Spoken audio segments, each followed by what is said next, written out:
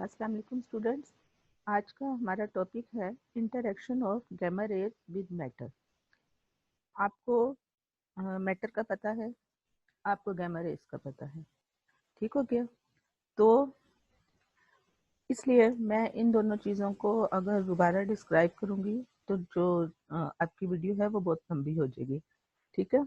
So let's start. इसमें उसने एक रिलेशन फाइंड आउट करना है, ठीक है। जो ओरिजिनल इंटेंसिटी है और जो गैमा रे की इंटेंसिटी डिक्रीज होती है। So let's start. When gamma rays passes through matter, they are absorbed, their intensity decreases, ठीक है। Suppose a monochromatic beam of gamma rays pass through a sheet of matter and its intensity decreases. Let I naught be the initial intensity of the beam, यानी जब वो अभी matter से पास नहीं की, बस हमारे पास एक बीम है गैमा रे की और उसकी इनिशियल इंटेंसिटी जो है वो आई नोट है, and I its intensity after passing through a thickness h of the material। फिर जब वो थिकनेस x ऑफ मटेरियल से पास करती है तो उसकी इंटेंसिटी आई जो है वो इंटेंसिटी आई नोट से आई हो जाती है। If the beam covers A further distance x and its intensity I decrease by an amount di, यानी पहले इनिशियल आपने ली है बीम ऑफ गैमा रेज, उसकी इंटेंसिटी है आई नोट, फिर वो बीम मैटर से पास की है एक्स थिकनेस के तो उसकी इंटेंसिटी हो गई आई। अब कह रहा है वो फर्दर अगर डी एक्स डिस्टेंस पास करती है उस मटेरियल के अंदर तो उसकी इंटेंसिटी डिक्रीज जो होगी वो डी आई होगी, ठीक है। Then d I will be directly proportional to I and di will be directly proportional to dx. Therefore, di is directly proportional to I dx or di is equal to minus mu I dx, where mu is a constant which is called the absorption coefficient of the absorbing material for a particular wavelength। हमने monochromatic beam ली थी ना, ठीक है। The absorption coefficient varies with the wavelength of gamma rays, usually increase with the increase of the wavelength। अब इसके साथ एक negative sign भी है। अगर आप देखें जो रिलेशन में उसने एक नेगेटिव साइन लगाया है, तो शुरू में ही हमने कहा कि जब गैमा रेज मैटर से पास होती है तो उसकी इंटेंसिटी डिक्रीज करती है, ठीक है।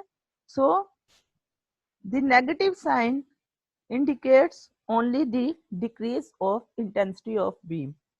अब अभी जो रिलेशन था d I is equal to mu I d x, तो उसमें से अगर हम ये देखें ये रिलेशन, ये देखें अभी जो मैंने आपको हमने किया है ये रिलेशन, अगर इसमें इस रिलेशन में से मैंने डी आई ओवर आई निकालना हो तो आई चला जाएगा इधर जो है डिनोमिनेटर में और it will be equal to d I over I is equal to mu minus mu d x, ठीक है। अब इधर आ जाए, ये रिलेशन मैंने आपको निकालना बता दिया। अब इसको बोथ साइड इंटीग्रेट अगर आप कर लें तो इंटीग्रेट करने के बाद आपके पास आ जाएगा log i is equal to minus mu z minus mu x plus a. अब इसमें ये ए जो है वो कांस्टेंट ऑफ इंटीग्रेशन है और आपको पता है कि हमने बहुत सारे आर्टिकल किए हैं और आप मैथ्स में भी पढ़ते होंगे कि ये जो इंटीग्रेशन कांस्टेंट है इसको हम इनिशियल कंडीशन लगाकर जो है फाइंड आउट करते हैं।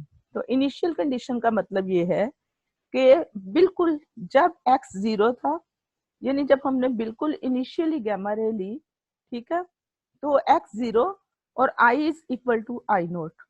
तो अब जरा आप इक्वेशन नंबर 2 में i को आई नोट लगा दें तो ये आ जाएगा log आई नोट, ठीक है, is equal to minus mu x को 0 लगा दें, ठीक है, तो 0 प्लस a, तो log I naught will be a will be equal to log I naught आपके पास आ जाएगा। अब आप वापस चले ये इक्वेशन 2 की तरफ, ठीक है। उसमें आप ए की वैल्यू लगा दें तो आपके पास आ जाएगी log i is equal to minus mu x, और ए की जगह क्या आएगा, log i naught. So the equation 2 will become log i is equal to minus mu x plus log i naught. ठीक हो क्या? तो अब log i और इस log i नोट को आप इधर ले जाएं, ठीक है।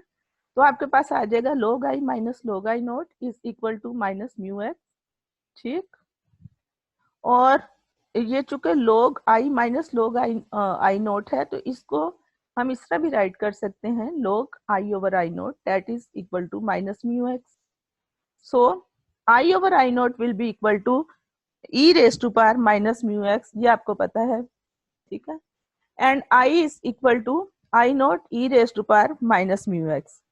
It has been found experimentally that the absorption coefficient, absorption क्या, absorption depends only on the number and kinds of the atoms present in the absorbing material. It is independent of their physical or chemical state.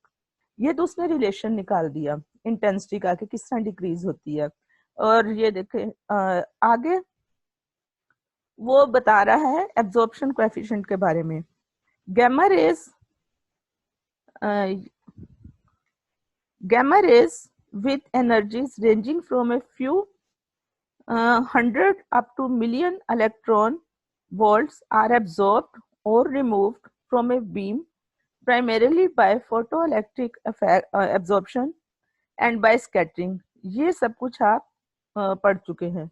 Photons with energies above 1.02 MeV may be absorbed by pair production. pair production भी आप पढ़ चुके हो, ठीक है। So thus the total absorption coefficient mu comprises in the case of gamma rays of three different components VIZ, the photoelectric coefficient, the scattering coefficient sigma and the pair production K. So ये जो absorption coefficient है that will be equal to pi plus sigma plus K. The exponential law given by equation 3. Equation 3 कौन सी है? ये वाली।